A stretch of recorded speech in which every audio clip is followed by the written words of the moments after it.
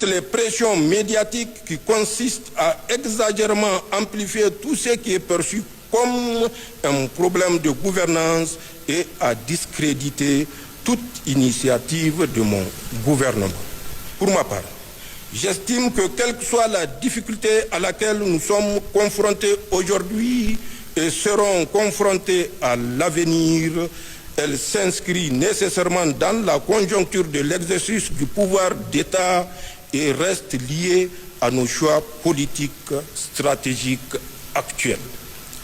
Elle ne saurait par conséquent nous dévier de notre serment devant Allah et notre engagement devant le peuple nigérien de n'agir que de bonne foi pour et dans l'intérêt du Niger. Elle ne saurait annihiler le mérite des Nigériens qui ont décidé souverainement et définitivement de rompre avec toute domination et de s'engager véritablement dans la voie du développement endogène de leur pays.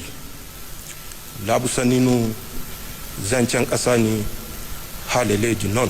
C'est le lieu d'encourager tous les Nigériens, quel que soit leur secteur d'activité, à se remettre véritablement au travail, car c'est le seul moyen de sortir de la pauvreté et développer notre pays. Tous les acteurs, paysans, entrepreneurs, grâce à leurs efforts conjugués, à ceux du monde rural en général, pour la première fois au Niger, nous n'avons pas connu de situation dite période de soudure. Les produits alimentaires sont en effet largement disponibles sur l'ensemble du territoire national et à des prix abordables. J'aimerais également rendre un hommage à tous ceux qui se sont mobilisés pour le Fonds de solidarité pour la sauvegarde de la patrie. Ce fonds a permis à notre pays de faire des réalisations importantes. Il s'agit là également d'une preuve supplémentaire que nous sommes capables, ensemble et dans la solidarité, de réaliser des belles choses. Aussi, j'encourage tous les Nigériens à persévérer dans ce sens pour le bien de notre pays.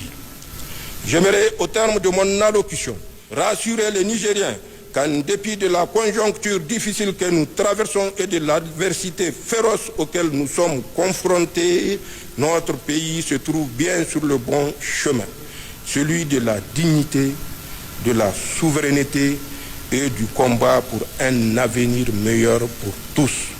Aucune difficulté, aucune épreuve, aucun obstacle actuel ou à venir ne doit entamer notre engagement pour le Niger et entraver la réalisation de notre grand projet commun.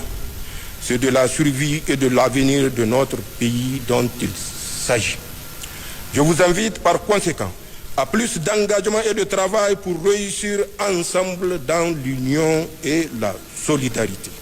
Pour le reste, j'invite tous les Nigériens à intensifier les prières et doigts pour qu'Allah continue de préserver notre pays, qu'il nous gratifie d'une bonne saison de pluie et nous accorde la réussite dans tous nos projets pour le Niger et notre confédération AES.